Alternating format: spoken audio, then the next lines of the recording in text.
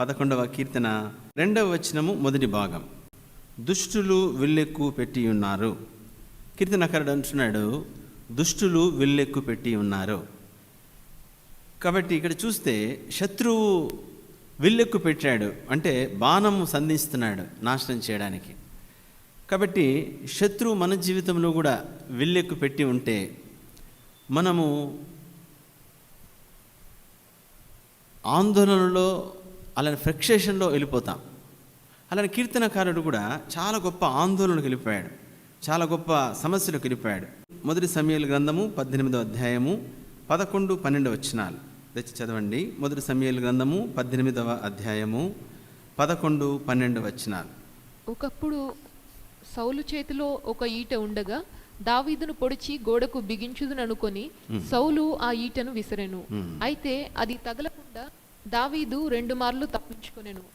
ఇక్కడ చూస్తే ఎంత భయంకరమైన పరిస్థితి అంటే, దావీదును చంపాలని సౌలు ఈట గురి చూసి ఈట విసిరాడు, వీడిని ఒకే దెబ్బతో కొట్టి చంపేద్దామనేసి.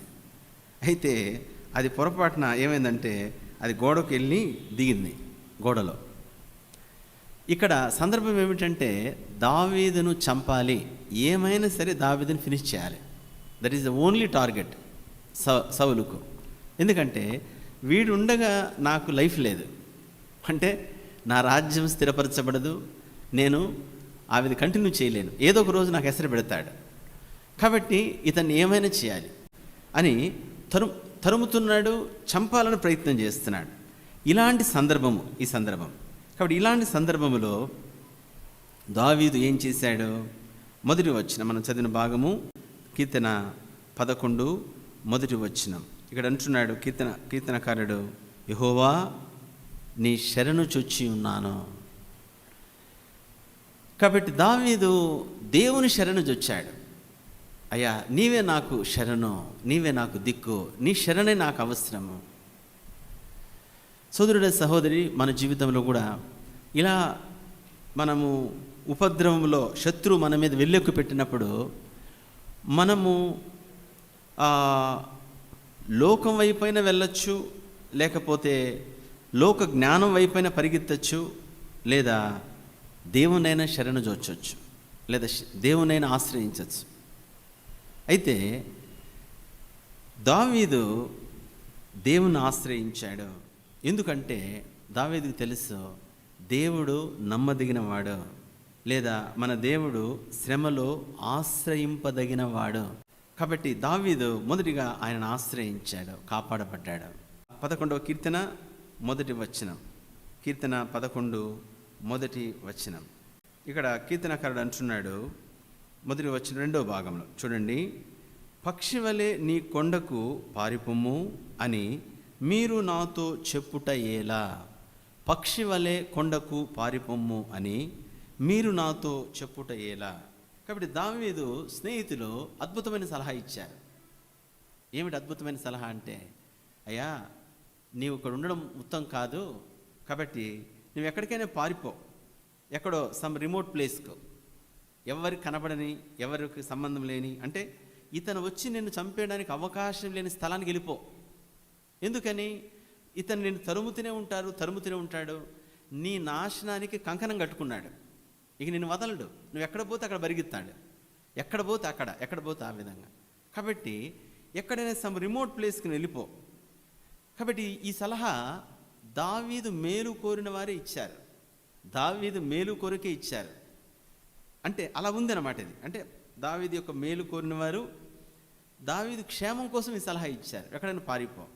కాబట్టి ఇక్కడ అంటున్నాడు, పక్షి వలె నీ కొండకు పారిపోమని మీరు నాతో చెప్పుట ఎలా. తన స్నేహితులు అంటున్నారు వెళ్ళిపోమని. ఎందుకయ్యా మీరు నాకు ఈ మాట చెప్తున్నారు?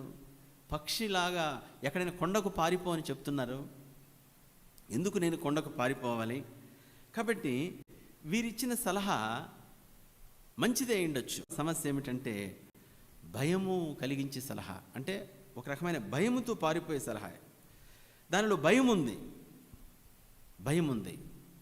విషయం ఏమిటంటే భయము దేవుని నుండి మనల్ని దూరం చేస్తుంది.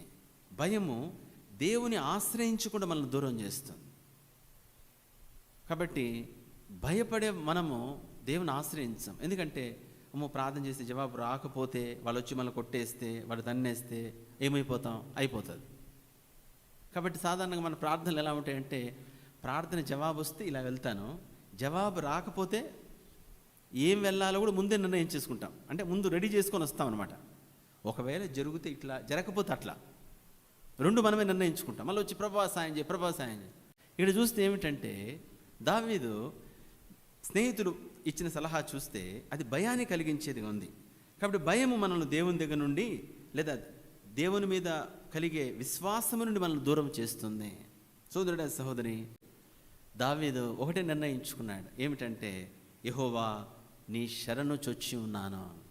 నా స్నేహితుడు అంటున్నారు, పో కొండకు పారిపో, లేకపోతే ఒక పక్షిలాగా ఎగిరి ఎక్కడైనా సరే రిమోట్ ప్లేస్కి వెళ్ళిపోయి దాక్కోపో. కానీ దావీదైతే అంటున్నాడు, లేదు లేదు, నేను నా ప్రభుని ఆశ్రయించాను, నా ప్రభుని నేను ఆశ్రయిస్తాను. సోదరుడా, సహోదరి, మన జీవితంలో కూడా శ్రమలు భయంకరంగా, ఆ విధంగా రాత్రింబగులు రేయింబగులు నిద్ర లేకుండా, ఆ విధంగా నెమ్మది లేకుండా బ్రతుకు భయంకరంగా దుర్భిక్షంగా మారిపోయినప్పుడు ఏం చేయలేని పరిస్థితి, ఎక్కడైనా పారిపోదామా అనే పరిస్థితిలో, సోదరుడా, సహోదరి, ఆశ్రయించదగిన వాడు మన ప్రభువు.